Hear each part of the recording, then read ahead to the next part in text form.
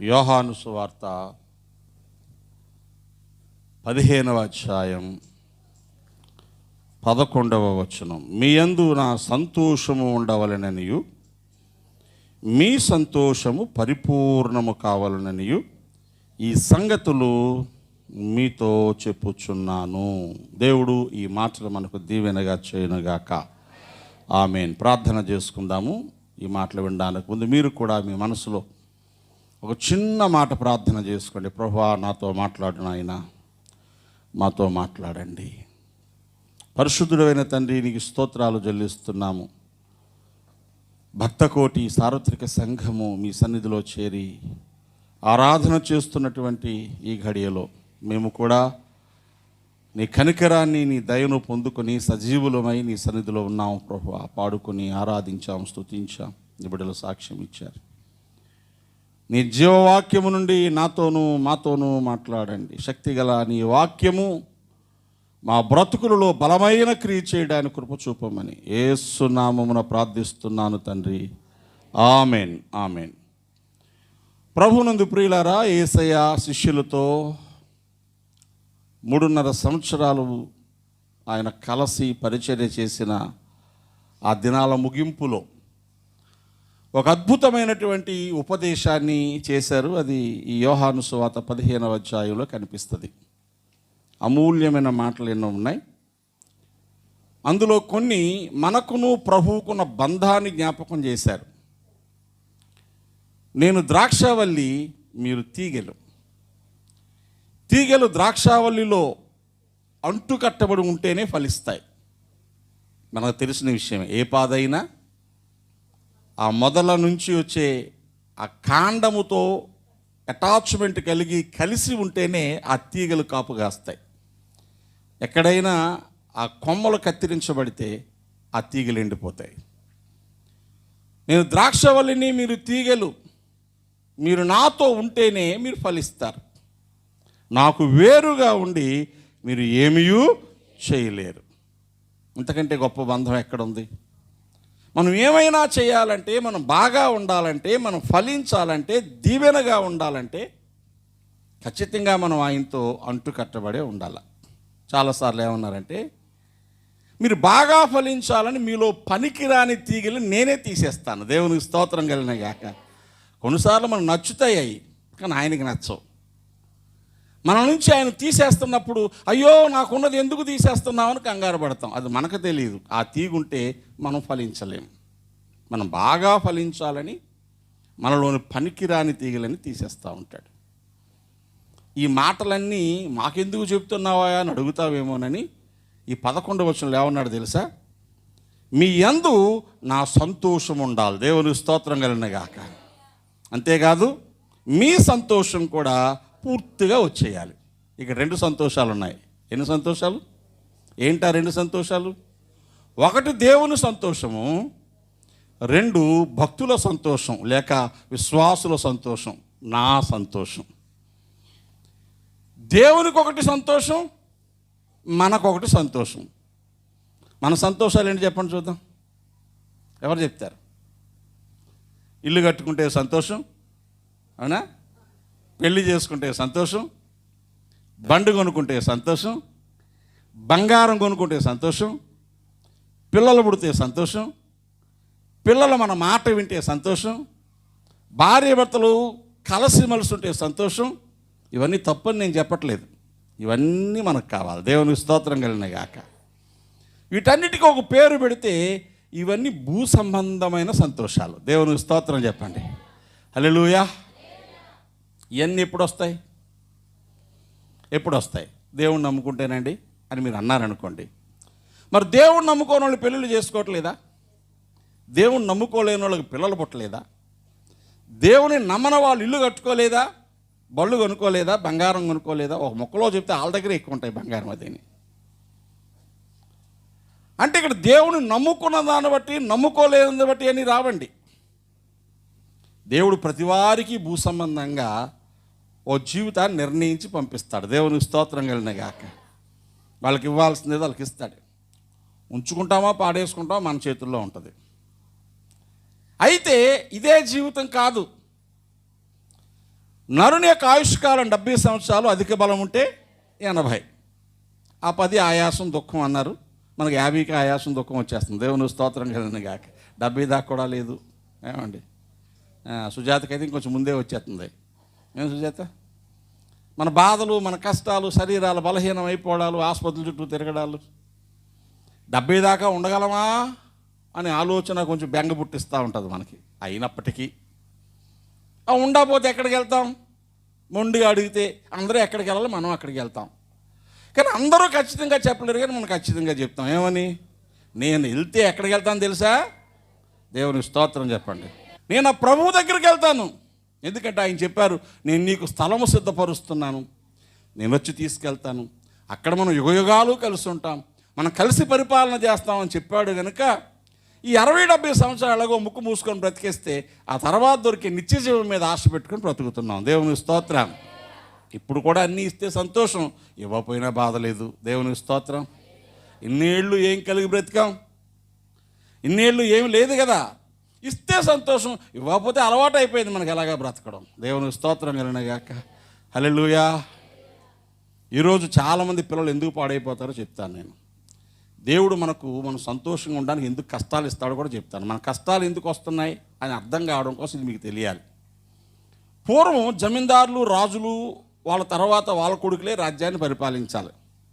కానీ వాళ్ళు పుట్టిన తర్వాత అపురూపంగా పెంచేసి, గోరుముద్దలు తినిపించేసి, బంగారు ఉయ్యాలు లూపేసి రాజ్యం ఇచ్చేవారు కాదు. 5 సంవత్సరాలు 6 సంవత్సరాల వయసు రాగానే మర్యాదగా తీసుకెళ్ళి గురుకులంలో వేసేసేవారు. ఇప్పుడు గురుకులాలు వేరు, రెసిడెన్షియల్. వాళ్ళు పడుకోవడానికి మంచాలు, ఏమంటే రోజు గుడ్లు, మంచి భోజనం, అలా మెను ఒకటి. ఏమేమి పెట్టాలి? అరటిపళ్ళు పెట్టాలా, చిక్కీలు పెట్టాలా, మధ్యలో ఆయన ఫుడ్ అనిసి పెట్టి తరికి కొత్తాడు. తినకపోతే కేసులు రాసేస్తున్నాడు పెట్టకపోతే. గురుకులాలంటే అవి కావు. గురువు గారు, గురువు అమ్మగారు ఉంటారు ఎక్కడో అడవిలో ఒక ఆశ్రమం కట్టుకొని. అక్కడ చదువు నేర్చుకోవడానికి ఎవరిని పంపినా, వాడు ఏ కుటుంబంలోంచి వచ్చినా అక్కడికి వెళ్ళాక ఆడికి ఒకటే యూనిఫామ్, ఆడికి పంచి ఓ తువ్వాలు, అంతే. అమ్మగారు ఏం పెడితే తినాలా, ఏ పని చెప్తే ఆ పని చేయాలా. అయ్యగారు పశువులు గాయమంటే గాయాలా, పేడ ఎత్తమంటే ఎత్తాలా, పొలాలు తెమ్మంటే దేవాలా, గడ్డి కోయమంటే కోయాలా, ఇల్లు తుడవమంటే తుడాలా, ఆకులు అలములు తెమ్మంటే దేవాలా. ఏం పెడితే అదే తినాలా. నాకు నచ్చలేదు అనడానికి వీల్లేదు, ఎక్కువ పెట్టడానికి వీల్లేదు. ఎవడీడు? నేను రాజుగారి అబ్బాయినండి. ఎవరు నేను రాజుగారి అబ్బాయి, నా పేరు రాజే. అయినా కుదరదు. యువరాజు అయినా చక్రవర్తి అయినా విద్య పూర్తయ్యేదాకా అక్కడే ఉండాల. విద్య పూర్తయిపోయిన తర్వాత అప్పుడు పిలుస్తారనమాట. అలా అమ్మని నాన్నని పిలిచి, రండి, మీ అబ్బాయి యొక్క ఆశను బట్టి, మీ అబ్బాయి యొక్క సామర్థ్యాన్ని బట్టి వీడికి ఫలానా విద్యలు నేర్పించాను, ఏదైనా ప్రదర్శించరా అంటాడు. ఆ విద్యలన్నీ తల్లిదండ్రుల ముందే ప్రదర్శించాక అప్పుడు వాళ్ళు గురువుగారు దండం పెట్టి, మహాప్రభు మీరు మంచి విద్య నేర్పించారు మా పిల్లోడికి అని గురుదక్షిణ సమర్పించుకొని, వాళ్ళ స్తోమతను బట్టి వెండి బంగారాలు, ధనధాన్యాలు, పశువులు ఇలాంటివన్నీ ఆశ్రమానికి దానం ఇచ్చి కొడుకుని తీసుకెళ్తారు. ఎందుకు అంటే సింహాసనం మీద ఎల్లకాలం సుఖాలే ఉంటాయా? ఉండవు. ఎలక్షన్లో గెలిచిన ఎంతకాలం ఎవరికైనా తెలుసా? ప్రజాస్వామ్యంలోనే గెలిచినోడు 5 ఏళ్ళు ఉంటాడో, మధ్యలో గవర్నమెంట్ పడిపోతుందో తెలియట్లేదు. మరి అక్కడ ఏ రాజు ఎప్పుడు యుద్ధానికి వస్తాడో, యుద్ధం వచ్చిన ప్రతిసారి గెలవాలి. యుద్ధం మరి మనం అనుకున్నట్టు గ్రౌండ్లో జరగదు. ఎక్కడ జరుగుతుంది యుద్ధం? ఎక్కడో మైదానాల్లో, అడవుల్లో, కొండల్లో. యుద్ధంలో హ్యాపీగా కూర్చొని సరిగ్గా భోజనం చేయని అనడానికి లేదు. యుద్ధంలోకి వెళ్ళిన తర్వాత స్నానం కూడా చేయనివ్వట్లేదు, సరిగ్గా బట్టలన్నీ ఇస్త్రీ చేసుకోనివ్వట్లేదు, ఉండదు. వారాలు స్నానం ఉండదు, వారాలు పడుకోవడానికి ఉండదు, వారాలు సరిగ్గా తిండి ఉండదు, ఒంటి కాలు మీద నిలబడాల్సి వస్తుంది, చెట్టు కొమ్మల మీద పడుకోవాల్సి వస్తుంది. ఏమంటే దేశ సరిహద్దుల్లో కాపలా కాసే మిలిటరీ వాళ్ళు చూస్తే 15 రోజులకు ఒకసారి స్నానం చేస్తారంట. వాళ్ళ జీవితాల్లో కఠోరమైన పరిశ్రమకు అలవాటు పడిపోతారు, కఠోరమైన శిక్షణకు అలవాటు పడిపోతారు. ఎందుకంటే దేన్నైనా ఎదుర్కోవచ్చు. మీకు సంగతి చెప్పినా, ఎవడైనా చిన్నప్పటి నుంచి కష్టాల్లో పెరిగి వచ్చాడా వాడికంటే భాగ్యవంతులు ఎవరో ఉండరు. దేవుని స్తోత్రం కలిగిన గాక. ఎందుకంటే కష్టాలు మనుషుల్ని దీవెనికి తీసుకెళ్తాయి. దేవుని స్తోత్రం కలిగిన గాక. ఏ పరిస్థితులైనా బ్రతకడం రావాలి, ఏ స్థితిలో అయినా దిద్దుబాటు ఉండాలా. దేవుడు కూడా ఆయన బాగా ప్రేమించిన వాళ్ళకి ఏమిస్తాడు? కష్టాలు ఇస్తాడు. దేవుని స్తోత్రం కలిగిన గాక. కష్టాలు ఎవరి వైపు చూస్తాం? దేవుని వైపే చూస్తాం. మాటి మాటికి తండ్రి అంటాం, నాయన అంటాం, నువ్వు లేకపోతే ఎలాగంటాం, భయం వేసేస్తుంది అంటాం, గట్టిగా కాళ్ళు పట్టేసుకుంటాం, గట్టిగా కవుల్లోకి వెళ్ళిపోతూ ఉంటాం. మొత్తానికి ఎవరి దగ్గర ఉన్నాం మనం? దేవుని స్తోత్రం చెప్పండి. నేను సరిగ్గా ప్రార్థన చేయలేదని ఇన్ని బాధలు పెట్టావా తండ్రి అని స్తోత్రం చెప్తాం. ఇప్పుడు బాధలు పెరిగినప్పుడు ప్రార్థన పెరుగుతుంది. మనసుకు నెమ్మది లేనప్పుడు, కన్నీళ్ళు వచ్చినప్పుడు ప్రార్థన పెరుగుతుంది. ప్రభునందు ప్రియులారా, ఇది మనకు అర్థం కావాలి. దేవునికి స్తోత్రం కలిగిన గాక. ఏది అర్థం కావాలి?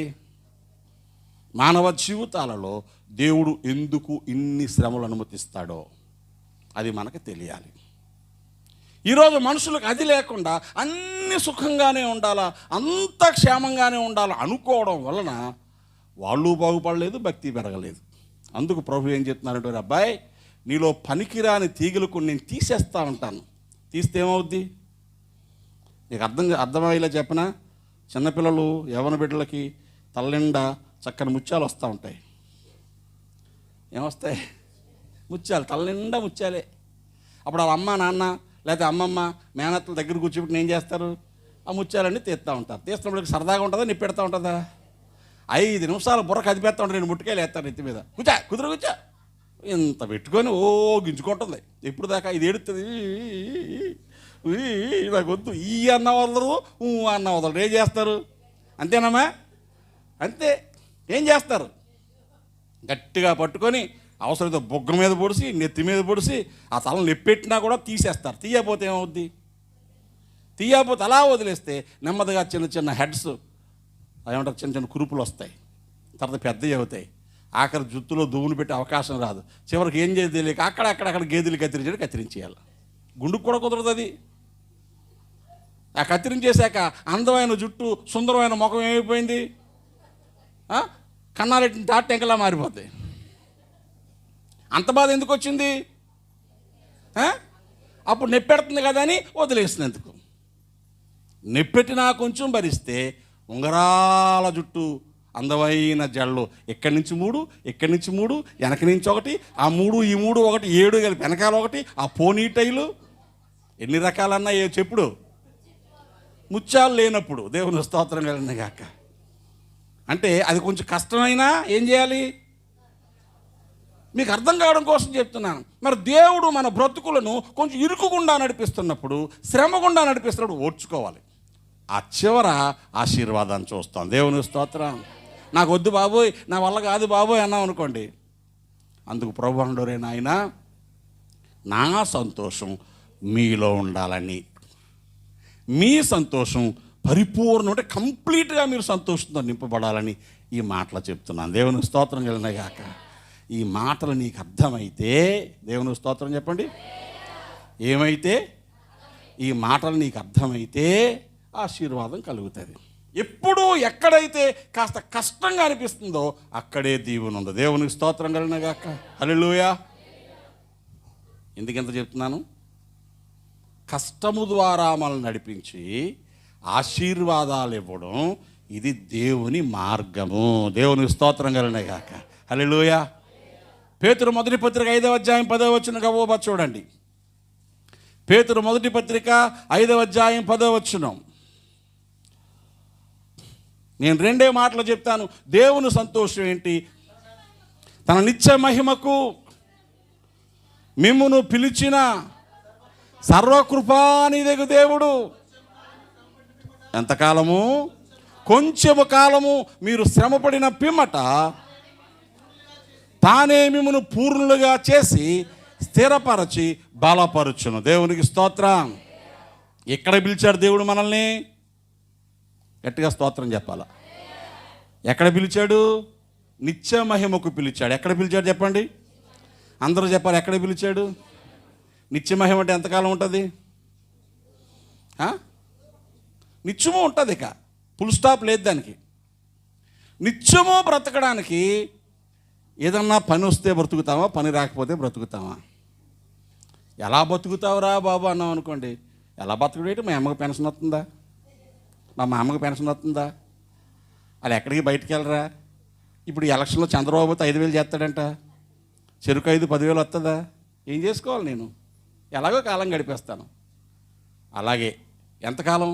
5 ఏళ్ళు. తర్వాత ఈ 5 ఏళ్ళలో సోమరోడు అయిపోతావు ఏ పని చేయకుండా. తర్వాత అలా ఎవడో చెప్పొచ్చు అంటే నేను ఇంకో 5 ఏళ్ళే బ్రతుకుతాను, ఈ 5 ఏళ్ళు ఎలా గడిచిపోతే పోద్దలే అనుకోవచ్చు. అధిక కాలం బ్రతికేవాడు ఎవరి మీద ఆధారపడకుండా తనంతట తాను అన్నం సంపాదించుకోవడం రావాలి. దేవుని స్తోత్రం కలిగినగా. అందుకే ఏమంటారు, రే చేతిలో పని ఉంటే నువ్వు పాడైపోవరా అంటారా అనరా? నీ చేతిలో పని ఉంటే ఎవరికి తీసిపోవరా అంటారా లేదా?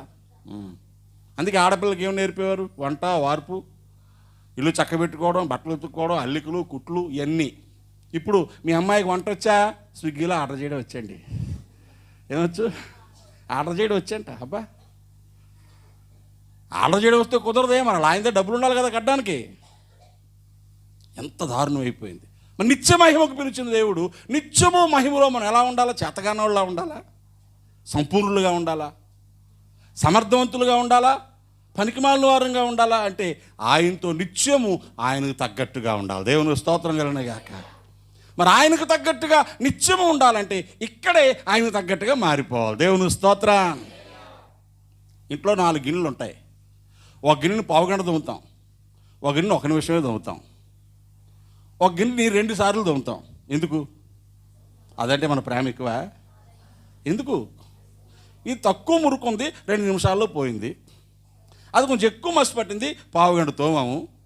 దాన్ని ఓసారి తోమినా మళ్ళా కనపడుతుంది, అందుకు ఇంకోసారి తోమాము. దేవుని స్తోత్రం. నేను మాటి మాటికి తోముతున్నాడంటే అర్థం ఏంటి? దేవుని స్తోత్రం చెప్పండి. సీటికి మాటికి నన్నే తోమేస్తున్నాడు ఈయనంటే అర్థం ఏంటి? ఇంకొంచెం వదలలేదు జిడ్డని. జిడ్డు తక్కువ ఉంటే తక్కువ తోముతాడు, జిడ్డు ఎక్కువ ఉంటే కొంచెం ఎక్కువ తోముతాడు. కొందరు లిక్విడ్ పెట్టి తోముతాడు, కొందరు చింతపండు పెట్టి తోముతాడు, కొందరు పీసెట్టు తోమేస్తాడు గట్టిగాన, కొందరు ఇటుకలు చెతకొట్టి ఇటుకుపడి ఇటు తోముతాడు ఇత్తడి మీదకి. నేను ఎక్కువ తోముతున్నాడంటే నువ్వు ఇత్తడి మీద ఏమో ఆలోచించుకోవాలి. దేవుని స్తోత్రం కనుగాక. అధికమైన శ్రమల గుండా వెళ్తున్నావంటే నువ్వు ఇంకా బాగా మెరవాలని దేవుడు కోరుకుంటున్నాడు. దేవుని స్తోత్రం కలుగునుగాక. హల్లెలూయా.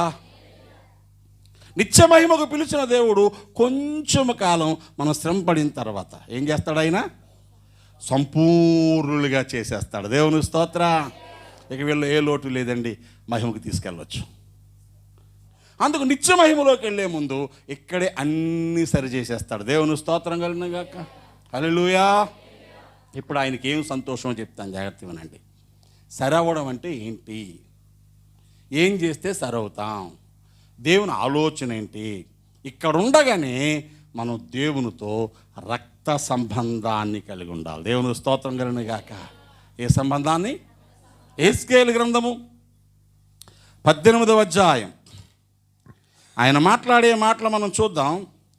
యెహెజ్కేలు గ్రంథము 18వ అధ్యాయంలో 23వ వచనంలో ఆయన తన సంతోషాన్ని గురించి చెప్తున్నాడు. ఏం చేస్తే సంతోషం మనకి? దుష్టుడు మరణమునందుట చేత నాకేమాత్రమైన సంతోషం కలుగునా వాడు తన ప్రవర్తన దిద్దుకొని. అదండి అయ్యా, నీకేంటయ్యా సంతోషం? మాలో నీ సంతోషం ఉండాలన్నావు. ఏం చేస్తే సంతోషం? గారెలు పెట్టమా, బూరెలు పెట్టమా, బిర్యానీ పెట్టమా, పులిహోర పెట్టమా అంటే అంటాడు, రే బాబు నీ పప్పలు నీ బువ్వలు నీ దగ్గర పెట్టుకో, నువ్వు చెడుతనాన్ని విడిచి బ్రతుకు. దేవునికి స్తోత్రం. నువ్వెన్ని చేసినా చెడుతనంలో ఉన్నావు అనుకో నాకు ఏమాత్రమైన సంతోషమా? కాదు కదా. ఒకడు ఆజ్ఞలను వెంబడించుట కంటే బలులు అర్పిస్తే నాకేమైనా సంతోషమా? సమయంలో 1 గ్రంథం 15:22 రాయబడింది. ఒకడు దేవుని మాట వినుట కంటే బలులు అర్పిస్తే నాకేమైనా సంతోషమా? కాదు కాదు. మీరు ఏది చేస్తే సంతోషం? నా మాట వినాలి, చెడుతనాన్ని విడిచిపెట్టి బ్రతకాలి. దేవునికి స్తోత్రం. అందుకే దేవుని సన్నిధిలోనికి వచ్చిన ప్రతి ఒక్కరూ లోకముతో సంబంధాన్ని కట్ చేసుకొని పాపము నుంచి వేరై మారు మనసు పొంది యేసుక్రీస్తు ప్రభు పిల్లలుగా మారితే ఆయనకి సంతోషం. దేవునికి స్తోత్రం. మారు మనసు పొందకుండా, బాప్తిస్మాన్ని పొందకుండా ఎన్ని వందల సంవత్సరాలు నువ్వు గుళ్ళో కూర్చున్నా ఆయన సంతోషం ఉండదు. ఎన్ని కోట్ల రూపాయలు కానుకిచ్చినా ఆయన సంతోషం ఉండదు. ఎన్ని కార్యక్రమాల్లో నువ్వు ఒళ్ళొంచి పని చేసేస్తున్నా సంతోషం ఉండదు. ఎందుకని? నువ్వు ఆయనతో బంధాన్ని ఏర్పాటు చేసుకోలేదు. యేసు రక్తంలో కడగబడితేనే, దేవుని బిడ్డగా మారితేనే, మారు మనసు పొందితేనే ఆయనకి సంతోషం. హల్లెలూయా. లూకాసు వార్త 15వ అధ్యాయంలో క్రొత్త నిబంధనలో కూడా ఈ మాట రాయబడ్డం మనం చూస్తాం. 10వ వచనాన్ని మీరు చదివితే ఒక ఖచ్చితమైన మాట యేసుక్రీస్తు ప్రభువారు చెప్పారు. లూకాసు వార్త 15వ అధ్యాయం 10వ వచనం, అటువలే మారు మనసు పొందు ఒక్క పాపి విషయమై దేవుని దూతల ఎదుట, అదండి మారు మనసు అక్కరలేని 99 మంది నీతిమంతులు ఉన్నా కూడా ఆయనకి సంతోషం లేదు. 7వ వచనంలో ఉంటుంది, మారు మనసు పొందు ఒక్క పాపి విషయమై పరలోకమందు ఎక్కువ సంతోషము కలుగుతుంది. దేవునికి స్తోత్రం కలిగినగాక. హల్లెలూయా, హల్లెలూయా. అర్థమవుతుందా? ఆయనతో బంధాన్ని కలిగి లేకుండా, పాపము నుంచి విడుదల పొందకుండా, ఇంకా చెడు అలవాట్లు, చెడు తలంపులు, చెడు పనులు బ్రతుకులో పెట్టుకొని దేవునితో నడవాలని ప్రయత్నం చేసే వాళ్ళ వల్ల దేవునికి సంతోషం ఉండదు. కాబట్టి మొదట దేవుని సంతోషం ఏంటి? పాపం విడిచిపెట్టి మారు మనసు పొంది దేవుని బిడ్డలు అవ్వాలి. దేవునికి స్తోత్రం కలుగునుగాక. హల్లెలూయా. ఇక రెండోది ఏంటి? వచ్చేసానండి, అప్పుడప్పుడు వస్తూ ఉంటానండి, మారిపోయానండి. అది కాదే. ఏం చేయాలి?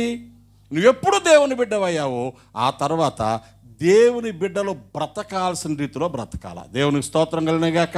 మీకా గ్రంథము. దేవుని సంతోషం ఏమిటి? నువ్వు మారడం, దేవుని బిడ్డగా నీ జీవితాన్ని అప్పగించుకోవడం, పశ్చాత్తాపడడం, పాపాన్ని విడిచిపెట్టడం. ఆ తర్వాత ఏంటి సంతోషం? నువ్వు దేవునికి ఏం చేస్తే సంతోషం? 6వ అధ్యాయం 8వ వచనంలో రాయబడింది, మనుషుడా ఏది ఉత్తమమది నీకు తెలియజేయబడి ఉంది, న్యాయంగా నడుచుకో, కనికరాన్ని ప్రేమించు, దీన మనసు కలిగి నీ దేవుని ఎదుట ప్రవర్తించు, ఇంతే కదా యెహోవా నిన్ను అడుగుచున్నాడు. దేవునికి స్తోత్రం కలుగునుగాక. హల్లెలూయా. ఏంటండి? ఎలా నడుచుకోవాలా? న్యాయంగా నడుచుకో. ఇంకేం చేయాలా? కనికరం కలిగి ఉండు. ఇంకేం చేయాలా? తగ్గించుకో. నేను గొప్పోడిని, నా సంగతి ఏంటో తెలుసు అనుకో.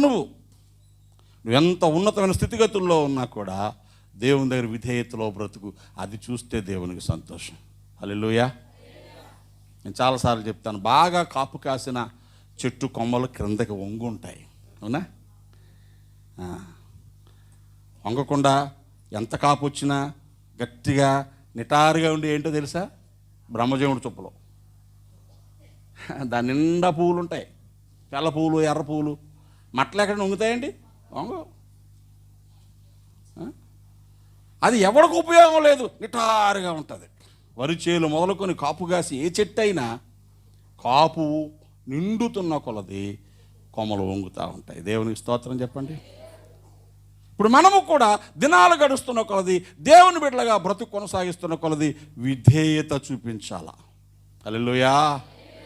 ఎవడు తగ్గించుకుంటాడో వాడిని చూస్తే దేవుడికి ముచ్చటండి. వినయంతో దీన మనసుతో ఉన్నవాళ్ళంటే దేవునికి ఇష్టం అండి. తగ్గింపు స్వభావంతో ఉన్నాడు కొందరు. చూడండి, ఆ పిల్ల ఎంత మంచిదో, ఎంత బాగా పలకరిస్తుందో, బాబాయ్ గారు, పిన్ని. సంస్కారం అండి. దాన్ని ఏమంటారండి? సంస్కారం. ఏం పేరు? అప్పారావు. ఏం పేరు? అనూష. ఏం చదువుతున్నావు? 10th. 10th అండి అనలేవు. అవతలో నీకంటే పెద్దోడు కదా, మర్యాదగా మాట్లాడడం రాదండి ఈ కాలం వాళ్ళకి. ఎందుకంటే ఇవన్నీ బ్రహ్మజోడి చెట్లు. సంస్కారం లేదు విద్యలో. మేషారం చూస్తే ఉనుకుపోయి దండం పెట్టేవాళ్ళు మా కాలంలో. ఇప్పుడు మేషారు కుదిరితే మేషారు జేబులో, మేషారు భుజమే చేసేస్తున్నారు వెళ్ళిపోయి పిల్లలు. వీళ్ళ చదువు ఎక్కడి నుంచి వస్తుంది? మేషారు ఏమన్నా చదువు చెప్పడానికి ఓ దెబ్బ కొట్టాడు అనుకోండి, TV 9, TV 10, 21, 34 అన్నీ వచ్చేస్తాయి. కొట్టాడు. ఆడు ఎందుకు వచ్చిన గొడవరా బాబు? ఓ దెబ్బ కొట్టడం ఎందుకు, ఇన్నిసార్లు టీవీలో ఎక్కడం ఎందుకని. ఆడు ఎలా పోతే నాకే జీతం వచ్చేస్తుంది కదా. నాకు ఏమొచ్చేస్తుంది? నా జీతం నాకు వచ్చేస్తుంది కదా అనుకుని వాళ్ళు అలాగే చదువు చెప్తున్నారు. మనోళ్ళు ఏం చేస్తున్నారు? ఏమి ఓడు 10th అయిపోయిందండి, ఏమైపోయింది? ఇంటర్ అయిపోయిందండి. 14 సబ్జెక్టులు ఉంటాయి అక్కడ. ఏమైపోయింది? ఇంటర్ అయిపోయింది. డిగ్రీ చేసేసాడండి మా వాడు. ఎన్ని డిగ్రీలు చేసాడేటి? డిగ్రీ పాల డిగ్రీ కనుక తేలడానికి అది డిగ్రీ చేసేసాడండి. ఆ డిగ్రీ పట్టుకొని ఫోటో కట్టించి గోడమే పెట్టాను తప్ప ఎక్కడా పావల ఉద్యోగం రాదు. చదువు లేదు వీటి దగ్గర. తెలుగు చదవడం రాదు, ఇంగ్లీష్ చదవడం రాదు, మాట్లాడడం రాదు. ఎందుకంటే వీడి భయభక్తులు లేవు. ఎవడు దీనుడై, ఎవడు వినయం గలవాడై, ఎవడు విధేయత గలవాడై ఉంటాడో వాడు అన్నీ నేర్చుకోగలుగుతాడు. దేవుని స్తోత్రం కలుగునుగాక. హల్లెలూయా. సంపాదన రావాలంటే ఏం చేయాలి తెలుసా? సంపాదన ఇంగ్లీష్లో ఏమంటారు? ఎర్నింగ్. ఏమంటారండి? ఎర్నింగ్. ఎర్నింగ్కి ముందు ఓ ఎల్ చేర్చండి, లెర్నింగ్. లెర్నింగ్ ఉంటేనే ఎర్నింగ్ ఉంటుంది. దేవుని స్తోత్రం కలిగిన గాక. ఎక్కడ నేర్చుకోడో అక్కడ సంపాదన ఉండదు. భయము కానీ, భక్తి కానీ, వినయం కానీ, డబ్బు కానీ ఏది రావాలన్నా ఏదో ఒకటి నేర్చుకోవాలి. దేవుని స్తోత్రం కలిగిన గాక. బ్రతకడానికి ఏం చేస్తున్నావు? ఇంగ్లీష్లో అడుగుతారు, what are you doing to live అని. కామన్గా ఎవరైనా పరిచయం కలిగితే నువ్వు బ్రతకడానికి ఏం చేస్తున్నావు అని అడిగితే మనోడు ఏం చెప్తాడు? పొద్దున్న టిఫిన్ చేస్తానండి, మధ్యాహ్నం భోజనం చేస్తానండి, రాత్రి మళ్ళీ భోజనం చేస్తానండి అని మనం చెప్తాం. వాడేం చెప్తాడు? By profession I'm a land cutter అంటాడు. నేను గడ్డికి వస్తానని చెప్తాడు, సిగ్గుపడ్డాడు. మొన్నక ఒక పిల్ల కోసం నేను చూశాను. అందమైన పిల్ల, ఎంత బాగుందో. అదేం చేస్తుంది తెలుసా? పేడ ఎత్తుతుంది. ఎక్కడ? డైరీ ఫారంలో. ఒక గేదె, ఒక ఆవుది కాదు, 200 ఆవులు పేడ ఎత్తుతుంది. చక్కగా ఉంది, మిస్ యూనివర్స్ లాగా ఉంది. ఏం సిగ్గుపట్టలేదు. ఇట్స్ మై ప్రొఫెషన్ అని చెప్పింది. అదేంటనమాట? మన పిల్లలు గిన్నెలు తోమడానికి ఈదులో కూర్చుంటే చుట్టూ దడిగట్టేసుకోవాలి, ఎవడు కనపడకూడదు మనకి. అందగత్తులీలు మరి.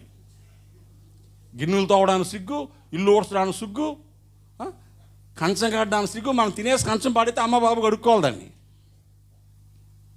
నీకేమొచ్చు? నీకు ఏమి రాదు. ఏమీ రాదు కాబట్టి నీకు సంపాదన లేదు. నీకు ఏమైనా వస్తే బ్రతకడానికి ఏం చేస్తున్నావు? కనుక నేర్చుకో. ప్రభు ఏమన్నా తెలుసా? నేను సాత్వికుడను, దీన మనసు గలవాడను గనుక మీ మీద నా కాడి ఎత్తుకొని నా యొద్ద నేర్చుకోండి, అప్పుడు మీ ప్రాణములకు విశ్రాంతి దొరుకుతుంది. మత్తయి సువార్త 11:29. కాబట్టి ఏదైనా సంతోషం, న్యాయంగా నడుచుకో, కనికరాన్ని ప్రేమించు, దీన మనసు కలిగి దేవుని ఎదుట. ఇంకేంటో దేవుని సంతోషం చెప్తాను. దేవుని సంతోషం ఏంటో తెలుసా? అలా బ్రతుకుతూ ఒకరోజు బలంగా, ఓ రోజు బలహీనంగా ఉండకూడదు. మనం మొదటిది మారాలి. 2 మారినోడు ఎలా బ్రతకాలి అలా బ్రతకాలి. 3 ఎప్పుడు ఒకే స్టాండర్డ్స్లో బ్రతకాలి. హెబ్రీ పత్రిక 10వ అధ్యాయం, హెబ్రీ పత్రిక 10వ అధ్యాయం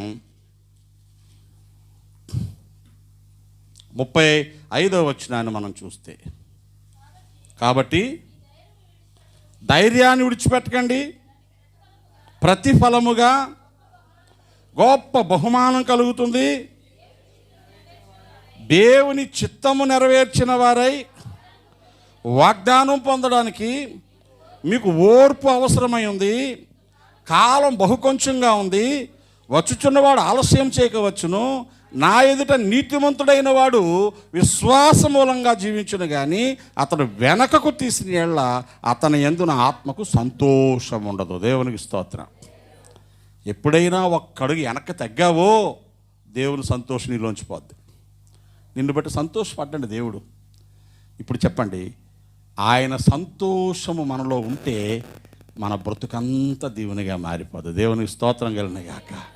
పిల్లల్లో ఏ అమ్మనాన్నలకు సంతోషం ఉంటుందో వాళ్ళు అడక్కపోయినా అన్నీ పట్టుకొస్తూ ఉంటారు. పిల్లలు ముచ్చట పుట్టించేలా బ్రతుకుతున్నారు అనుకోండి.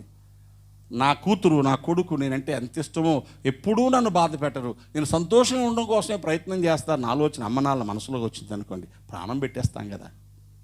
అలా లేకపోయినా పెడతాం, కానీ బాధ్యత కాబట్టి పెడతాం. ఇష్టంగా పెట్టాలంటే వాళ్ళు మనకు సంతోషం కలిగించేవారే ఉండాలి. Simple logic. నువ్వు ఎలా ఉన్నా దేవుడు పోషిస్తాడు, ఎలాగున్నా ఆయుష్కాలం ఉంచాడు, మధ్యలో చంపేయడు. కానీ నువ్వు సంతోషంగా ఉండాలంటే నీ వల్ల దేవుడు సంతోషపడాలి. దేవుని స్తోత్రం కలిగిన గాక. అందుకే ప్రభు అన్నారు, ఈ మాటలు మీకు చెప్తున్నాను, మీ యందు నా సంతోషం ఉండాలని. మీ యందు నా సంతోషం ఎప్పుడు ఉంటుందో అప్పుడు మీ సంతోషము సంపూర్ణమైపోదు. దేవునికి స్తోత్రం కలిగిన గాక. ఈ మాటలు చెప్తున్నాను. 3 విషయాలు చెప్పాను. 1, నువ్వు మారు మనసు పొంది చెడుతనానికి దూరమై దేవుని బిడ్డవ్వాలి. 2, దేవుని బిడ్డలు అయిన తర్వాత ఎలా బ్రతకాలో అలాగ బ్రతకాలి. ఏమి నేర్చుకోవాలో దాన్ని నేర్చుకోవాలి, దేన్ని వెంబడించాలో దాన్ని వెంబడించాలి. కనికరము, న్యాయము, నీతి, వినయము, విధేయతని దేవుని గుణాలు మనలో పుష్కలంగా ఉండాలి. 3, ఎప్పుడు వెనక్కి తగ్గకూడదు. కష్టం వచ్చినా, బాధ వచ్చినా, శ్రమ వచ్చినా, ఇరుకు వచ్చినా, ఇబ్బంది వచ్చినా, ఇప్పుడు మనం చెప్పండి ఏం చేస్తాం? ఒక నెల ఏమో ఈ లొక్కలు జాలరా పరలోకానికి వెళ్ళిపోవచ్చు అన్నట్టు ఉంటారు విశ్వాసులు. తర్వాత 2 నెలలేమో ఈ జాలరా బాబు బాగా టెన్షన్ పడేస్తున్న టైప్లో కనబడుతూ ఉంటారు. పాస్టర్ గారి బాధ మీకు ఏం చెప్పను. కొన్నిసార్లు ఒకళ్ళు చూస్తేనేమో మనసంతా సంతోషపడిపోద్ది. అబ్బా ఎలాంటి వాళ్ళు 10 మంది ఉంటే మరి ఎన్ని కష్టాలను పడవచ్చురా, వీళ్ళ చూస్తే కడుపు నిండిపోతుంది అనుకుంటాం. అంతలోనే ఆ సీన్ ఏమైపోతూ ఉంటుంది, అంత దుబ్బేసింది, ఒకటి కంకి లేదు, ఏముంది బలిసిపోయింది చేను, కానీ అందులో ఏమి లేవు, కంకులు లేవు. కంకులు వచ్చాయి, అందులో ఏమి రాలేదు, గింజ రాలేదు, పొల్లు చేను అయిపోతుంది. ఇప్పుడు చెప్పాలి సంతోషం ఉంటుందా? ఉండదు.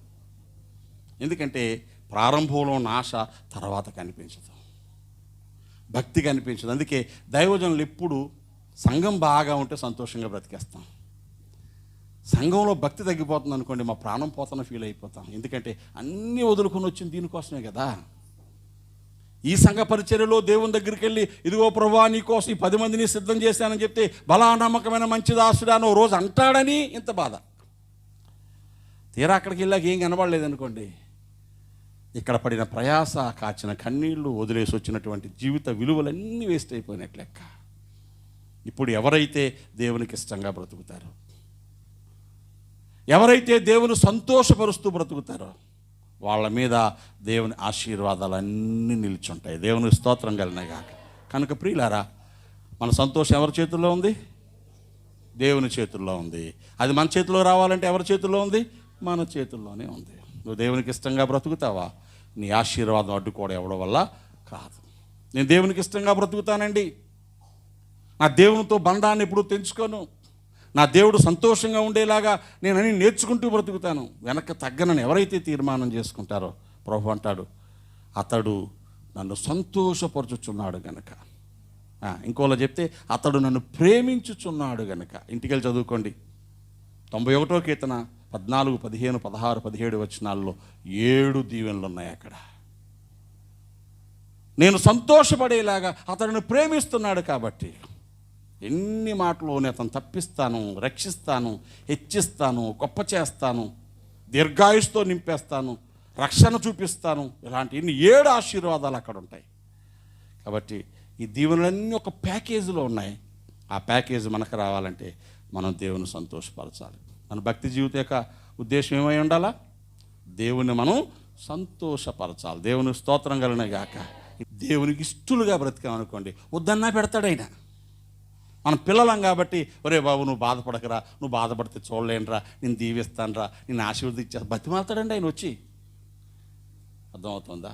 కాబట్టి దేవుని పాదాలు పట్టుకొని, దేవా నీకు ఇష్టంగా బ్రతకడం మాకు నేర్పయ్యా, మా సంతోషం నువ్వే, మా ఆనందము నువ్వే, మా అతిశయము నువ్వే, మా ఆరాధన నువ్వే అని పాడతామా పాడమా?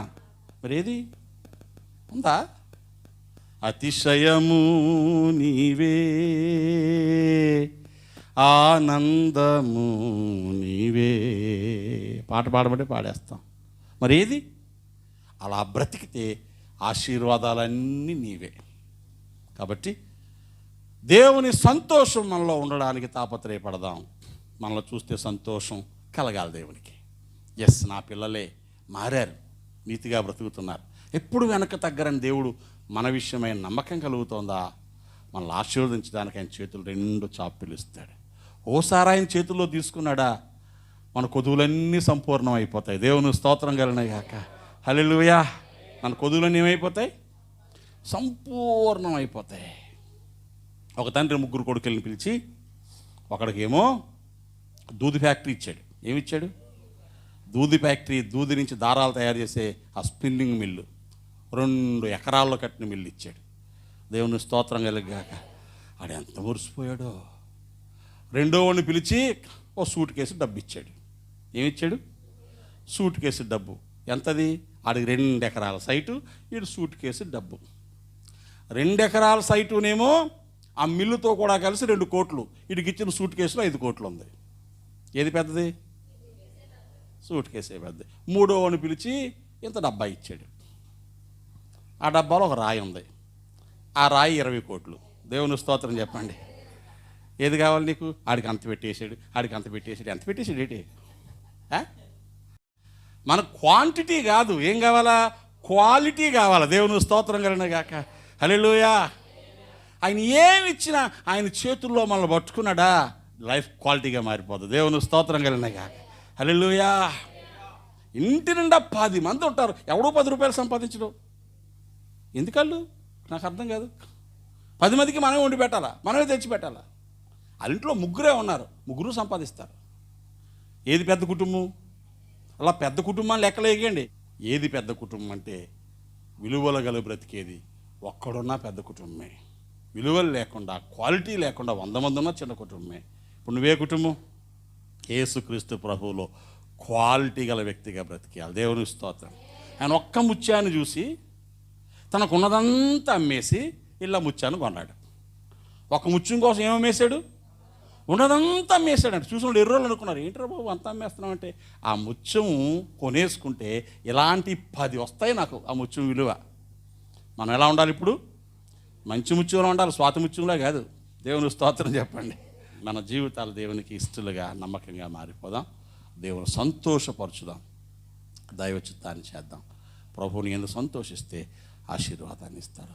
మోకరించండి, ప్రార్థన చేద్దాం. ప్రభువా,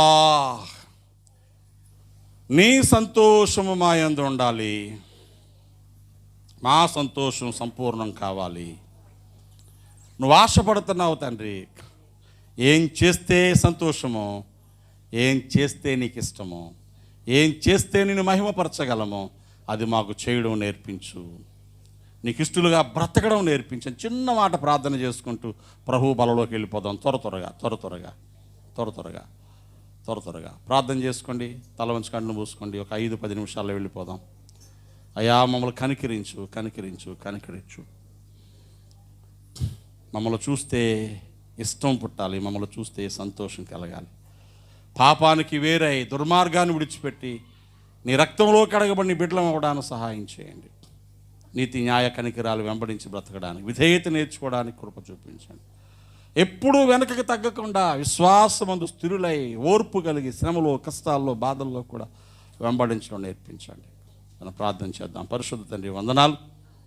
ఈ మాటలు మా జీవితాలకు మేలుగా చేయండి. ఎవరైతే ఈ మాటలు వింటున్నారో, ఎవరైతే ఈ మాటలకు లోబడుతున్నారో, ఎవరైతే మాట చొప్పున బ్రతకడానికి తీర్మానించుకుంటున్నారో, ఎవరైతే నిన్ను సంతోషపరచాలని, నీవు ముచ్చటపడితే, నీవు ఆనందిస్తే అది చూసి నిన్ను మహిమపరచాలని కోరుకుంటున్నారో, అట్టివారిని దీవించే దేవుడు. మేమందరం అట్టివారం కావడానికి సహాయం చేయండి.